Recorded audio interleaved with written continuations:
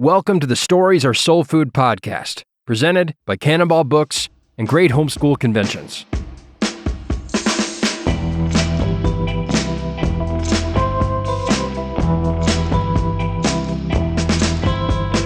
Check. Here we go. Stories are soul food still. They still are soul In food. a world where stories are soul food. Yes. One boy and one girl. Unite. In a world. Defeat. Okay. Yeah, I can do that one and a mattress salesman. Those are the two radio voices I have. I can do in a world, and I can also do everything must go, go, go. Everything must go. Set your sleep level now. Yeah. Stories are soul food. Welcome back. It's Andy Wilson. That would be me. And Man. Brian Cole over there to my right. Brian Cole. He's on my right because I'm deaf on my left. And headphones wouldn't work The to one-eared, solve that problem. the one-eared wonder. They would work. That's a joke. Headphones would work just fine. I could be over there. It'd be fine. We could switch sides, but we don't. This is how we do it. I instinctively sit with people to my right because of my deafness now, even if I have headphones that account for it. But stories are soul food. Deafness doesn't matter right now. And Only today, stories matter. we are talking about specters, Yes. Phantasms. phantasms, ghost stories. Yeah. So, which would be like family horror, child horror, Yeah. all the way up to adult horror. But the use of the supernatural, undead, Yeah. and we could talk about zombies too. I mean, it's kind of Kind of throw similar. a grab bag. And really the conversation, Christian parents can end up stuck in positions of, well, just doubt, self-doubt of, should you be reading that? Should we be imagining this? Should we be really entertaining these curiosities? And what's the big difference between using ghosts and using orcs, goblins? Yeah. If I can use goblins, if I can use orcs, can I use dead people? Yeah. Haunting. Well, we have one ghost in the Bible, right? Just one. So we have a ghost. Well, but it depends on what you think happened on the Mount of Transfiguration. Ooh, okay. I wasn't referring to that one. I was referring to old dead Samuel. Yeah, old dead Samuel, Witch of Endor. Okay. But then you also have people That's true. interacting with Moses and Elijah Now- had passed. But here's the question with them: are they in fact? Is that a haunting, meaning a spectral haunting, where they are immaterial but visible somehow? A spirit has returned to this earth Or- after its death. Yeah, or are they actually physical? Were they incarnate? Were Don't you have a time theory with this one? I do have a time theory with that one. Okay, And let's hear it. We've talked about it before, but that's basically, I think there's a chance, and I stole this from my brother-in-law. I think it wouldn't surprise me. Let me put it that way. It would not surprise me if Moses was in the flesh before his death, actually meeting on the Mount Sinai with the Lord. Okay, because he came down with He the came glowing down face. shining. So did he met with God? Did he go up on the mountain and actually meet with Christ? Where Christ was in a different, he was different spot in time. And yet the two met there, converged. That wouldn't surprise me. I'm not advocating for that, by the way. You're just saying it's something to be I'm just thought saying of. that your imagination should not be so tight that you pull a hamstring even thinking about that. We're not realist scientists. Yeah. So if it turned out that was the case, you went to heaven and you discovered, wow, Moses, while he was still on earth, went up on Sinai, and God pierced the space-time continuum in such a way that he met with Christ, who was transfigured.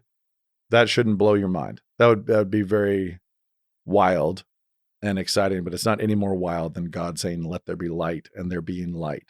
Or the existence of Christ himself in the first place. The incarnation, the infinite word being made flesh. So just know that your imagination needs to be limber. You need to be limber when you're actually reading scripture and so on. So if we're talking about ghost stories, haunting stories, I don't think it is out of bounds. I do not think that it is out of bounds to tell ghost stories, to read ghost stories, or be interested in ghost stories, or to utilize ghosts as a device, as a trope in a story. I just am not drawn to them. And I think that they entice the imagination into unhealthy directions often.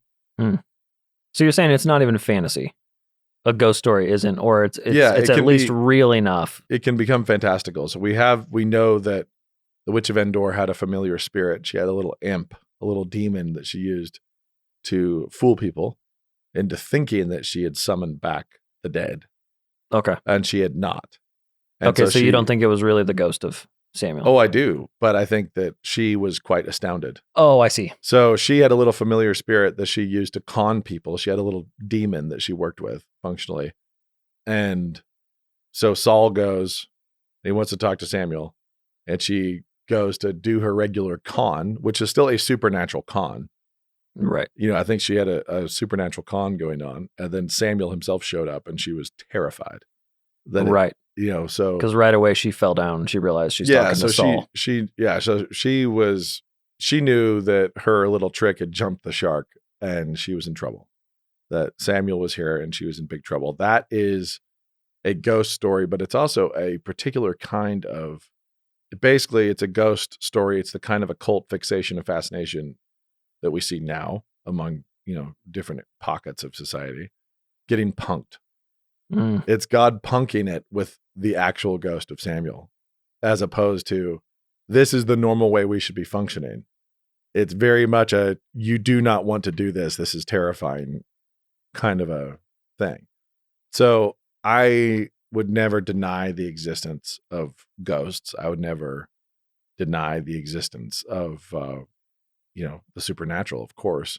Right. And I think that when we get into writing stories with ghosts or reading stories with ghosts, we should know we're still in the real world. And so there has to be respect shown. Yeah. And if you want to write fantasy, you need to kind of jump a little more.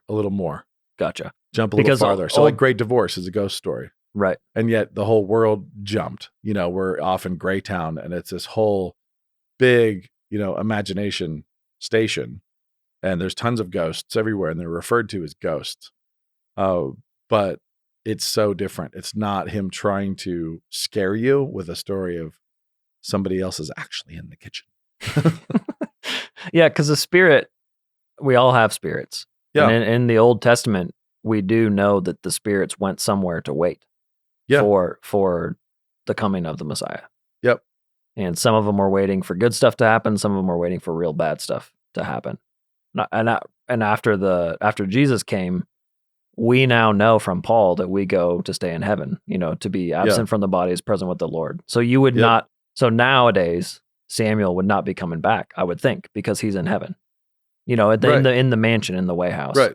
But in the Old Testament, you have it's a bit more of the Wild West. There's because a bit more of a holding tank is what you're saying. Yeah. And you're distinguishing between. But we don't actually know. We really don't know. Right. What God allows. Yeah, that's true. I should have qualified on the other that. side. And we don't know how physical those beings are, but are they throwing, by trying to mess with us or trying to mess with this world, they're throwing a shadow. Are we actually interacting with the shadow of the being, or the being of the more physical being? Yeah, we don't know. We just don't know. And I would say that I like the use of ghosts in different ways, whether it's in, you think about Hamlet, it's like an all-time great ghost. Yeah. Right? So you go like, here's a ghost. But the whole story is not about the ghost. Yeah. A ghost shows up and is used as a device. The ghost of Samuel shows up, with the Witch of Endor Saul story in the Old Testament. So we know it happens. We know it's rare enough that a witch who trafficked in ghosts was astonished when it actually happened. And anybody who is not going to put their fingers in their ears and yell, la, la, la, knows that there are actual hauntings and there are supernatural situations, and that they can be spooky, and that believers don't need to be frightened. Yeah. It's like, because ultimately we have the Holy Ghost. We are inhabited. We are possessed by the Holy Spirit. And so in that possession, in being fully possessed by God, we're not vulnerable.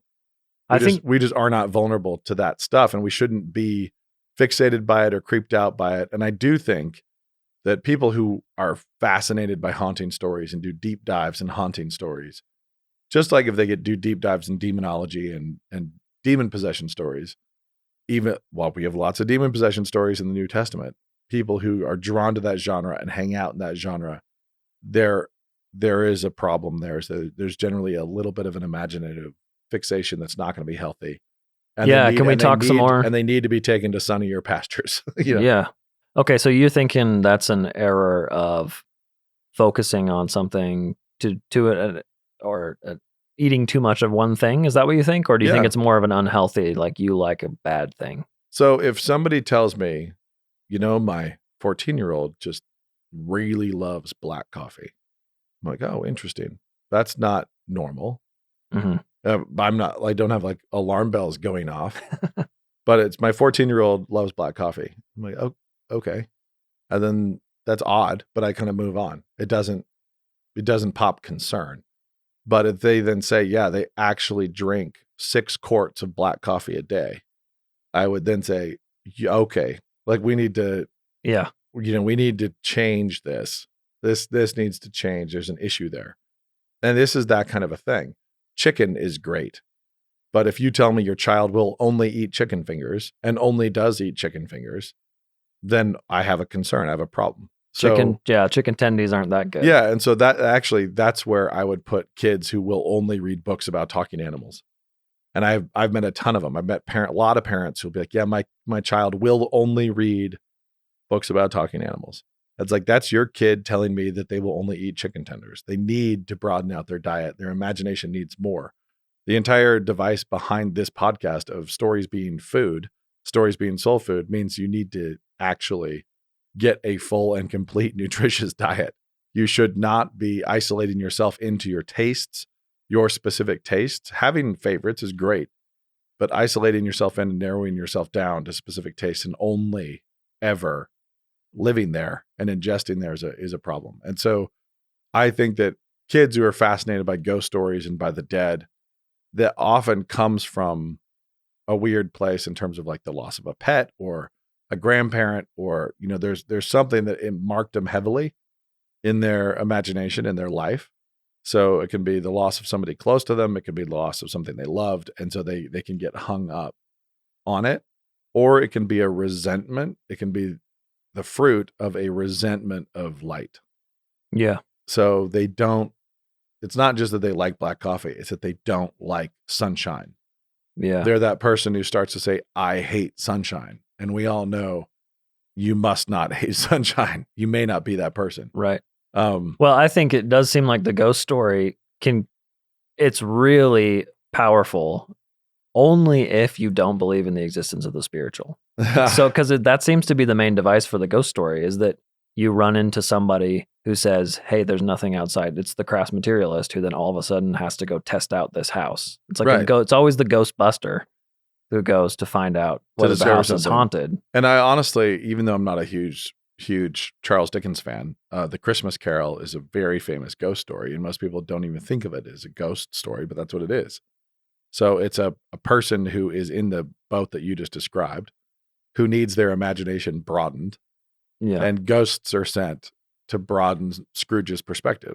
And it's done in quite a sentimental way, but it's still, 3 ghosts come and his blinders are taken off and his eyes are opened and he sees the world differently when he's done. And so that, I don't think, it doesn't even bother me slightly. That part, that the use of ghosts there doesn't bother me at all. Not in the least bit. When we get into somebody who is going to wake up a materialist or something like this, and actually as a side note, well, here's a funny thing. In my personal experience, this is not anything more than anecdotal. In my personal experience, in talking to atheists, just in my circle, people who are not atheists by default or just apathetic secularists who've never thought of it. That's most professional Americans, but a lot of them, I should say, not most. Atheists who say there is no God. This is all the result of an explosion. I have thought it through. This is my conclusion. This is my firmly held belief. There is no God. Every one of them that I've talked to in my personal relationships has believed in ghosts and demons. Wait, what? Yeah. How does that follow? It doesn't. It doesn't follow. But the fact is, you can't look at a butterfly and believe in butterflies and think there is no God either. So the fact that they will say, yeah, this exists, the world exists, the sun exists, butterflies exist, and there is no God, that's a contradiction. It's no more of a contradiction than demons are real and there is no God. And so it is a contradiction, and it's silly. It's totally silly. What do you think that is? Is it an imaginative key that there's some? I Yeah. think they absolutely know that the material world is not all there is. But to affirm the existence of God would require them to be A, grateful to him, and B, obey him. And the existence of ghosts and demons does not necessitate that. Doesn't require them to do anything. It doesn't drop the same nickel that the existence of God does, it's pretty wild. But then you have guys who are consistent. There are consistent ones who will, consistent materialists, like Christopher Hitchens was this way, where he was smart enough to know he had to maintain. Right. You're just mulch. There's nothing. And then every now and then he would, actually in one conversation with him, he did talk to me. It's like, well, if there is something like that, then there's a material explanation for it. It's a material. Oh, for sure. thing. That's what I was going to say. The PhD can then spend their whole life writing about how there's.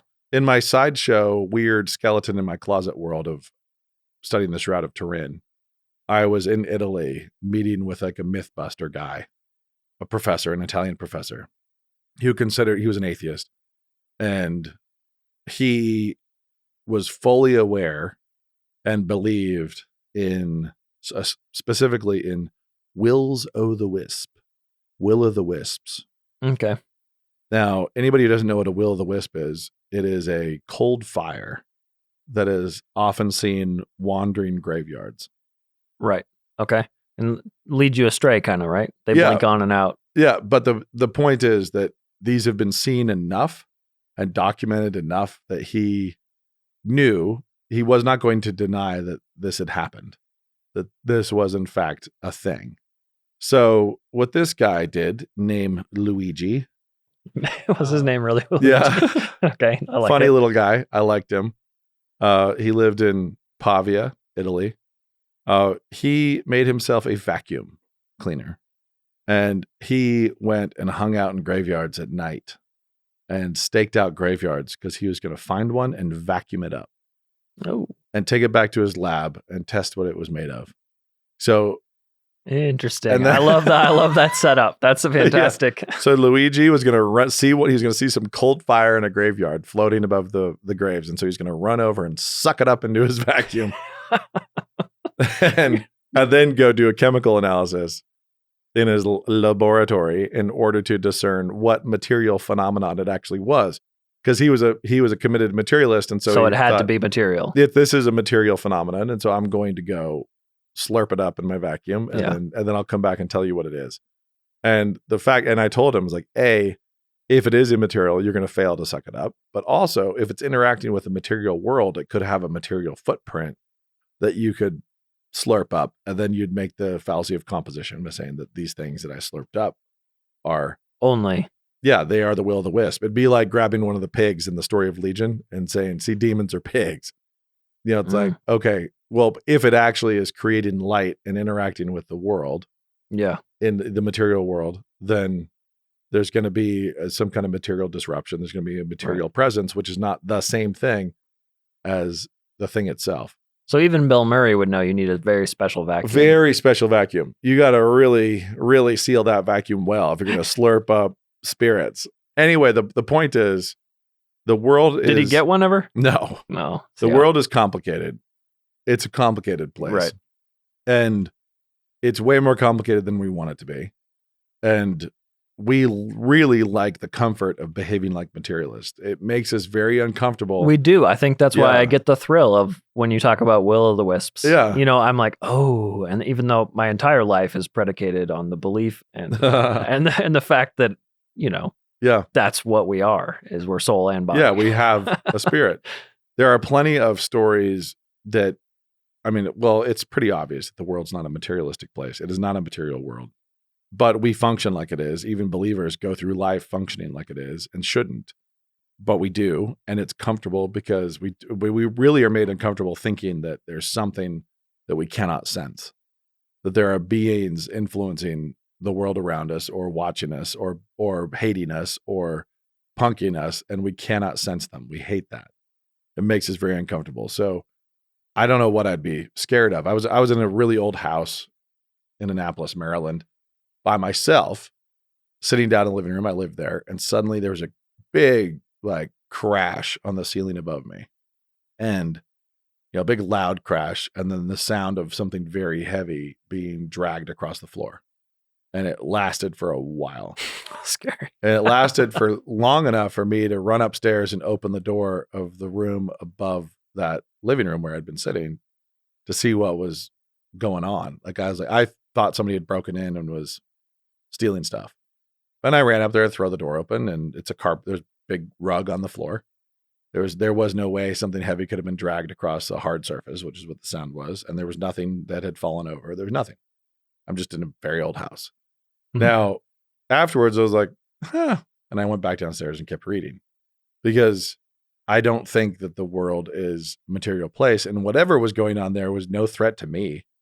It's like, it's not something I'm worried about. You weren't trying to conjure it up. No, it's kind of, I don't know. And there's tons of explanations for stuff like that don't make sense, but they don't have to be materialistic. I'm not a materialist. And so there may or may not be will-o'-the-wisps.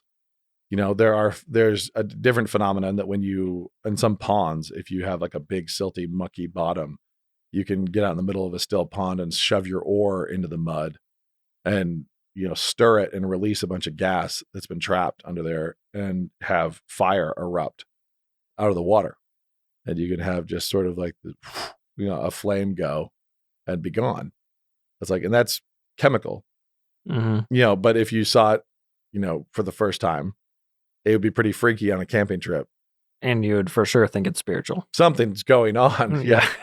So there are material explanations for things that have freaked people out, like eclipses. And there are also no material explanations for things that we all take for granted, like the tides. So there is just no materialistic way to fully explain that. We've just named it gravity. Yeah, is that what you mean? We have a name. Somehow the moon pulls the ocean. Yeah? What does it grab?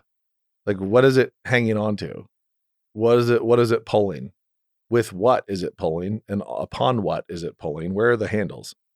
Like, there's no question that there's a correlation. There's no question that the moon and the tides are all synced up, and, we can anticipate the tides based on the behavior of the moon. So, it appears to be causal, but we do not yet have the understanding.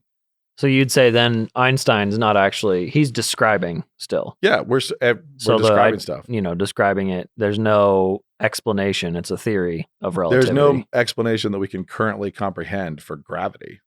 Right. So we can clock it. We can anticipate it. So it's very consistent. And so it obviously is ruling the material world. And we can, go off of mass, and using mass, we can calculate gravitational pull and its effect on things. So it's obviously deeply interwoven with the material world, but there's something weirder than that going on. Yeah. And that's just the way it is. And I'm comfortable with that. Magnets are also that way. Just like there are plenty of things that are that way. The fact that none of your atoms are touching each other at all is bizarre. That you are mostly, in every physical thing that exists is mostly emptiness. It's mostly electrons moving at almost the speed of light with vast emptiness in between them and the actual center of that little atom. Yeah. So shouldn't freak us out. Yeah, right. But there's tons of stuff like that. So when we get into a fascination with spooky, chain rattling, scary dead people that are here to haunt us, it does show a certain proclivity that is best not entertained. Right. So when I was the kid at the library, and there's that what's the revolving bookcase of R.L. Stine Goosebumps stories, my mom was always like, nah, don't get those. Yep. And I've never regretted it. But right. When you're little and you have a certain, like, do you want to feed that aspect? And do you need to? There are kids who need that. I will absolutely say. Who probably need to be scared. There are kids who are super analytical, instinctive materialists, and they need some of those stories. My imagination never lacked for big, spooky, creepy, like things beyond our comprehension. That was never a problem for me, and so I didn't need to really overly feed that. The Christmas Carol and Hamlet were more than sufficient. Actually, also the Odyssey. I was going to say the Old Testament. The Odyssey is a big one. The Old Testament was more than sufficient. Right. to Pharaoh's magicians versus Moses, etc., were more than sufficient to keep my imagination firing on all of those cylinders. I didn't need some old woman in a nightgown who's see-through, wailing at me from the back porch. It wasn't important. So I basically think a lot of Christians just instinctively rule them out. We're not going to do those. We're not going to read those stories. And then I also read some Frank Peretti for kids when I was little. Yeah, me too. And really enjoyed it. And he definitely goes that direction. If you read Dean Koontz now, he like the Odd, what is it? Odd Thomas. I think is that right? I think Brother Odd or whatever. I don't remember. I should know. We can throw it in the show notes. Yeah. If you read Dean Koontz, he's got this short order cook in a diner who can see demons following people, which means he can anticipate when bad things are coming. And so he's kind of this, he's this odd character. Yeah. I thought it was a really fun Lake House read. Gotcha. That was interesting. I wouldn't want to just read there and read there and read there and read there any more than I want to drink buckets of black coffee. Or read tons and tons of romance. Exactly. You can read a great Jane Austen novel and say, man, that was fantastic. And then you can also have a daughter or a son who gets just absolutely fascinated, or a grandmother who just starts pumping through romance novels. And you need to say, you know what, we should get a little roughage in this diet. We need to not just eat Cool Whip out of the fridge with a spoon. Yeah. We need to do more than that. I think putting on the editorial hat, it seems like a ghost becomes such a helpful symbol, or that it becomes a symbol for sin in a way that, you have to work pretty hard to develop another one. So Lady Macbeth's bloody hands become a great symbol for guilt, but a ghost almost instantly becomes that symbol. Yeah, it can guilt. be very, and that's I'm very comfortable with ghosts symbolically. It's when you start writing stories that are, the equivalent of true crime. Because I actually think that true crime is another example of something that can be really dangerous. That's a great observation. To the imagination, where it's, I have no problem with the use of criminals or crime or even basing stuff off truth, but true crime can draw people into a sort of vice tourism.